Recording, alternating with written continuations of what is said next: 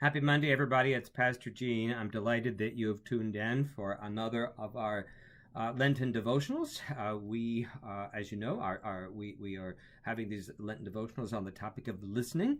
I started off 2 weeks ago just talking generally about how we can be more attentive in our listening, attentive to ourselves, attentive to the world. And then Pastor Sarah did a very good job, I think, last Monday, very good job, helping us understand how to listen through Scripture. And today I'm going to talk about listening through prayer. And to guide this, remember, I'm going to give you some guidance here. To guide this, I'm going to talk about the prayer of examen, Examen. The prayer of examen, and I'm going to give you some background on it, and then I'm going to take you through the steps. So get your pen out. I mean, I love having my pen and being able to jot things down. I do that as people preach. I do this, my Sunday school class. We're talking about a book, and I love just copying down ideas that people are expressing about that. So anyway, get your pen and paper out, and I'll take you through a little bit about this prayer of examen. So I'm going to give you some background. So the Perfect Semen was established by Saint Ignatius, and was established for the purpose of helping the priests in the Jesuit order to really understand when and how they felt the presence of God during their day. The prayer of examen was to be practiced twice a day, at noon and at night. And of course, the purpose was to pay attention to God's presence. The practice has taken on several forms, but it can be, I think, most easily practiced as simply as asking God to help you look over the events of your day so far and to look forward to the next. For instance, St. Ignatius asked the Jesuit priests to answer two questions. When did you sense God's nearness through the day, up to that point? And when did you sense God as distant? When was God distant from you? So when nearness and distance, right? And those were sort of his guiding questions. But for our purposes, I want us to really follow five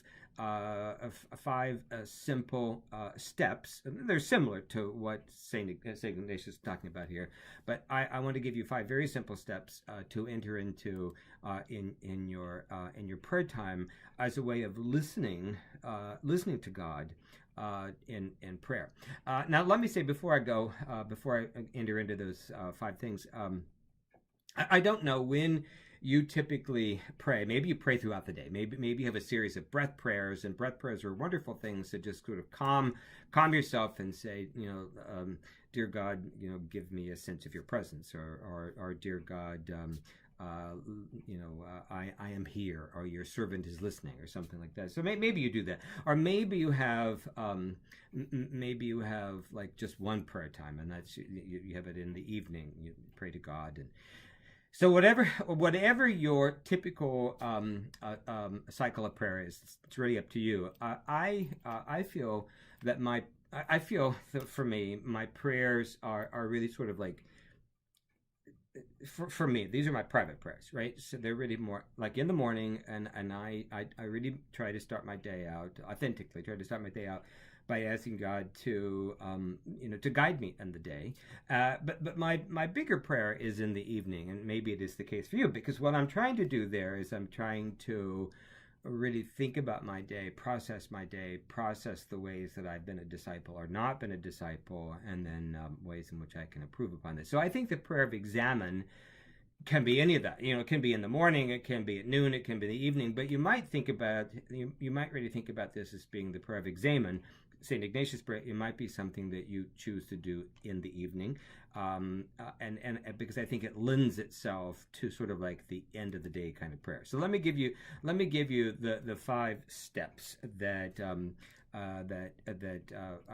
can be used, I think, in your prayer of examen. And the first step is to enter in. So just put down number one, enter in, enter, enter in. And here's all you do. You just ask God to help you become aware of God's nearness, to reveal insights from the day, and to help you recognize God's presence throughout the day, right? So think over the things that happened during the day, that were significant or not significant, whatever. But ask God to bring clarity to those things. They might seem jumbled, they might seem chaotic, they might seem like, oh, I make this mistake over and over again. But just ask God to bring clarity to those events.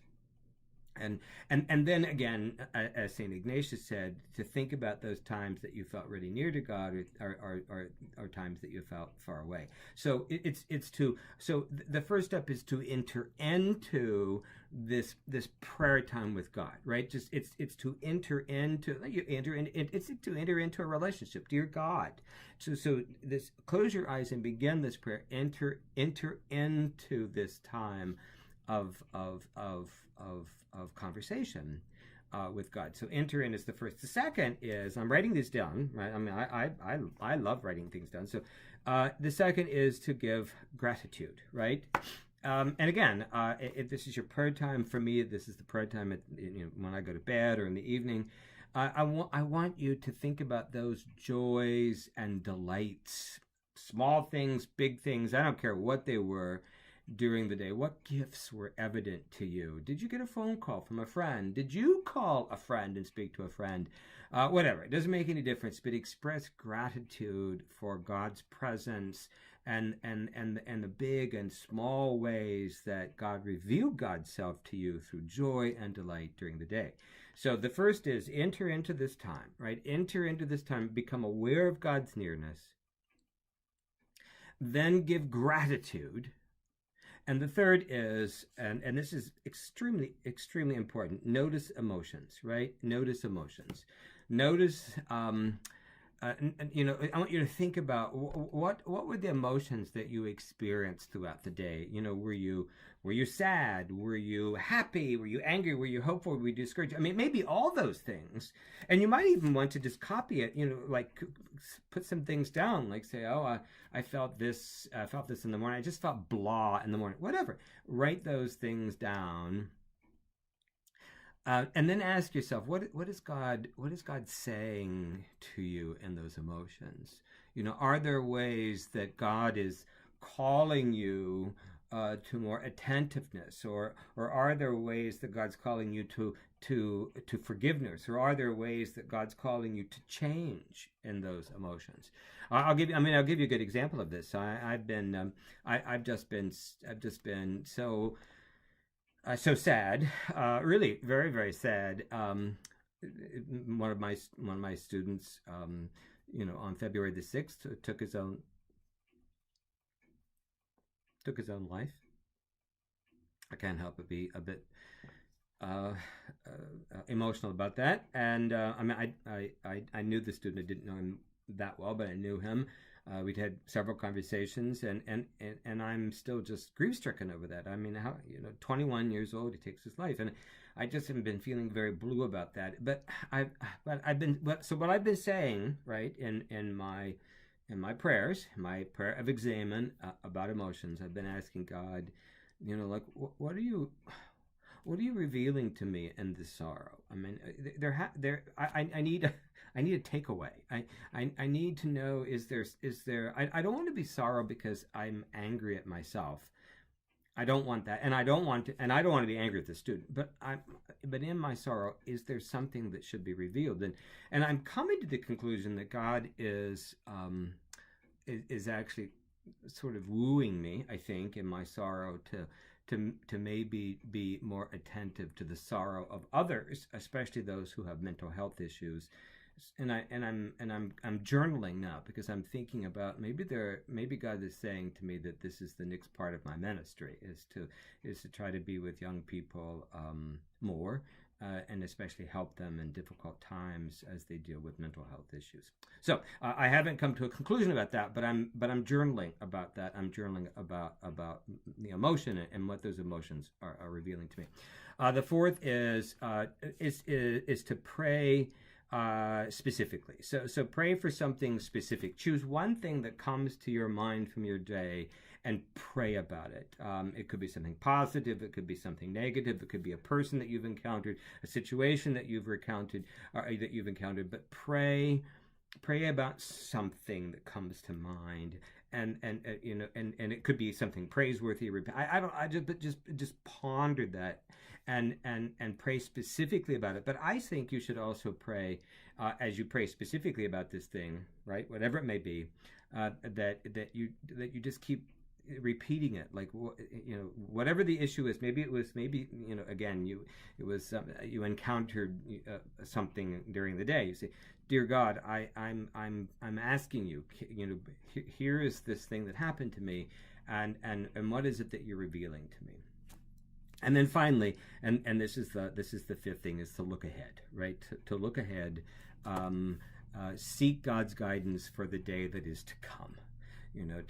If you were hopeful or worried or apprehensive about today, then seek seek a way that you can be hopeful tomorrow, or less worried tomorrow, or less apprehensive tomorrow, or less, you know what I'm saying. So ask God to give you wisdom and hope and peace for your day tomorrow. So anyway, so listening to God in prayer, I'm